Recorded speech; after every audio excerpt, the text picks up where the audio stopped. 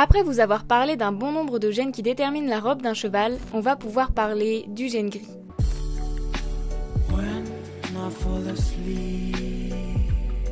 Le gène gris est un gène très particulier. En fait, il n'est même pas une robe. C'est un gène qui va dépigmenter la robe de base d'un cheval jusqu'à ce qu'il devienne gris très clair. C'est un gène dominant, ce qui signifie que si un cheval porte ce gène, il grisera forcément et qu'à l'inverse, un cheval qui n'est pas gris ne pourra jamais transmettre du gris. Le poulain naîtra de sa robe de base et grisera petit à petit jusqu'à devenir blanc ou plutôt gris clair.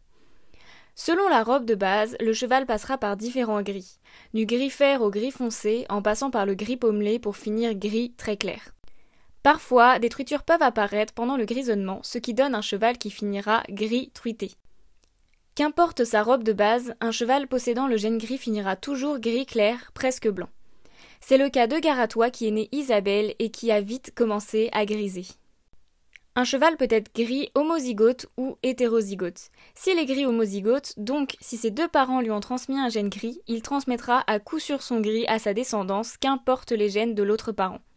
S'il est gris hétérozygote, comme c'est le cas de Garatois, car un seul de ses parents lui a transmis le gène gris, alors il a une chance sur deux de transmettre son gris. Le poulain de Damie et de Garatois a donc 50% de chance de griser. Mais comme Garatois est de base Isabelle, il pourra transmettre entre autres son bai ou son crème. Alors, d'après vous, quelle sera la robe du poulain de Damie et de Garatois ?